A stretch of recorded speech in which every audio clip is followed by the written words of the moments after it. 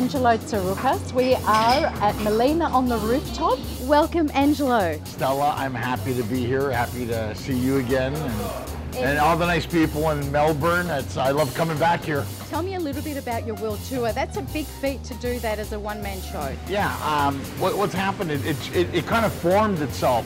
It started off in Canada. So I was doing shows in Ottawa, Toronto, Montreal, Thunder Bay. And then we ended up going to the Middle East. So I was doing shows in Cairo, Egypt, Amman, Jordan, and Kuwait City, Kuwait. And then from there, like 5 days later, here I am now. I'm going to be doing in Australia, Melbourne, Canberra, talked about it, and Sydney. You were having an unbelievable time in Kuwait. Tell me about the audiences there. They need to laugh in the Middle East because look what's going on in the world. So it's funny, I work with some really nice people over there, and I did it at the American University of Kuwait. There's some restrictions because, you know, it's a dry country. They don't sell alcohol openly. We can't talk about sex, politics, or religion. Oh, were you told you couldn't do that in your... Can't do that, yeah. But regardless, you tell them stories about your life and about what's going on. Going to places like Cairo, Kuwait, Jordan, I mean, I got a following there. And they really seem to dig what we're talking about. And I do bring in a lot of the Greek element into it because they can relate to that. So your audiences in the Middle East, do they comprise mainly of Greeks? Or no, absolutely none. Maybe the odd Cypriot.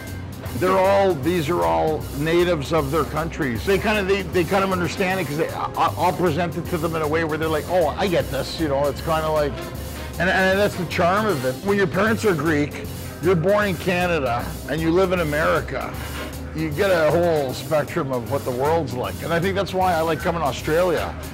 It's always great doing shows here because you guys are, I feel very closer to the Australians. Because you guys, although you're Greeks, like I am, you're kind of raised the same way. In a Commonwealth, very white, British-based kind of country. What the Greeks say? That we all get. That we all get, yeah, because we had to learn, we listened to them. Because Greece has changed. They're not really like that in Greece anymore, but when our parents left, that's how it was. Let's face it, Stella, do we belong anywhere? Somebody asked me, where do you live? I go, well, I'm Greek, born in Canada, didn't feel like I belonged there. I moved to England for a while, it was strange, cool place. Now I live in Los Angeles. So I think Greeks, that's why we adapt. It's weird, because somebody asked me, when you go to Australia, what's it like? I go, audiences are great. Because I feel like I'm talking to people I know. Because what's comedy? Comedy is tragedy plus time. That time, the way I look at it, I'm just dropping in. I'm like that cousin who shows up at your house. And we say, come in. Come in. There's Uzo, whatever. Sit in the kitchen, tell stories. Yeah. What happened? I thought this would happen, this and that, whatever. Are we going to see the sort of comedy that you've done elsewhere in the world? Yes, a lot of stuff's happened. Yeah. So I take those stories. That's why I say, when they say, what's the name of the show? A Funny Greek.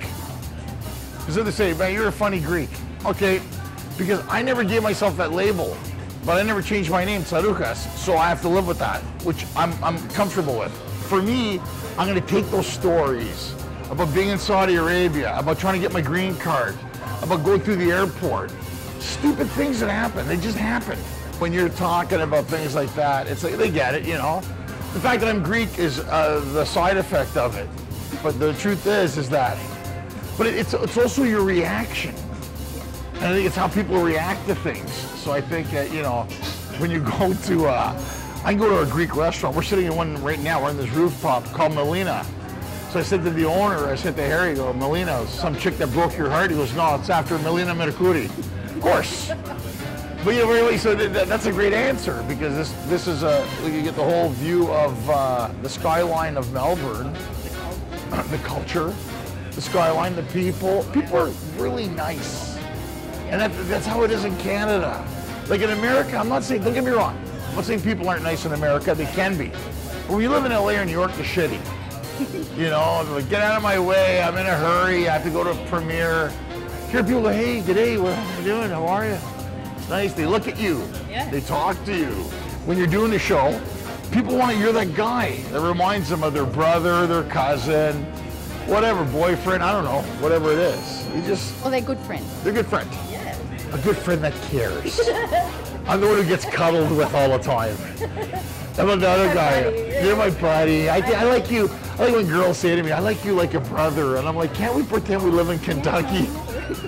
I want to be the brother, man. I want to be the guy you hate sometimes. What kind of themes are you kind of looking at or exploring? I think it's just bringing everybody up to date. So it's like, marriage. It's an open subject because everybody's got a different view of it. Marriage, relationships, why things. I'm very interested in the why. Why do we think like this? Why do we react? My daughter's funny. She's now she's only 3.5, but we're in Australia. And she's going, Daddy, why do they drive on the wrong side of the road? Well, honey, maybe it's the right side of the road. She goes, no, it's the wrong side of the road.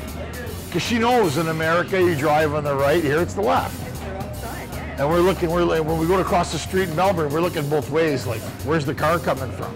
Wherever I go, I always get mistaken for somebody else, And what do you do when that happens? I play along with it. I just play along with it. I go, yeah. Hey, Bruno, remember I saw you in Jersey. Yeah, hey, what's up? How's Frank? Frank's good. He's good. He told me to say hi to you. I have no idea.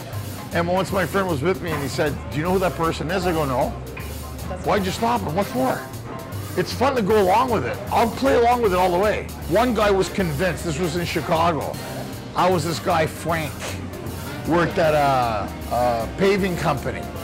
And we're playing poker, allegedly, 2 weeks ago. And this guy screwed him for some money. And I went on, I made a whole story around it and left. My friend goes, you're not even from Chicago. What does that matter? And the guy did this, I remember pocket aces. Can you believe the guy broke them with threes? I went on, yeah, I took a guess.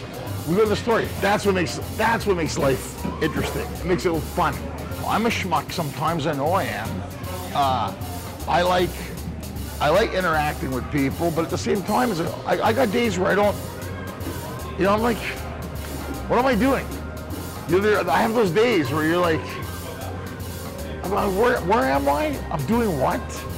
I'm trying to explain it now to, because it's a hard thing to explain. I'm going all the way to Australia to tell jokes. But I go, that's what I need to do. That's why I'm there. It's so precious, though. It is, but I think comedians are self-imploding. It's in us, we have that, we're kind of like, I try not to think about it too much because you can psych yourself out of things all the time. So I just kind of like, okay, we're here, we're in Melbourne. Today we're in Melbourne. Right now I'm here talking to you. So I know that this is what we're gonna do here now. This is my mindset, You can't think of where I was in the other end of the world 2 weeks ago. Then I'm here, then I'm gonna be God knows where else after. But the nice thing is that I keep coming back. I get comments on Facebook and people like, when are you coming back? And so it's a nice feeling, it really is. Any type of art, whether it's film or whether it's acting or music, whatever, it's so relevant to be on top of it all the time. So I try, so I keep writing. That's why I keep living life. You gotta be Frank the plumber, or you gotta be, whatever it is, you just do it. That's what the stories come. It doesn't matter, man, just do it. Because if you restrict yourself, then you're restricting everything else in your life. And I think a lot of people, Stella, they restrict themselves. Why? Angelo, you also work on films. Are you working on anything at the moment? We have this documentary called Back to Sparta.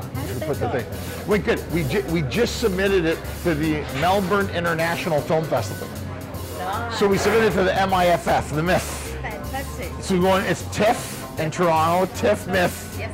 So right now, we just finally finished it since last time I spoke to you. So I did a Showtime special in America, BBC World Stands Up, CTV in Canada. Yep. So they offered me LA, Toronto, New York, and they go, where do you want to do it? I said, Greece.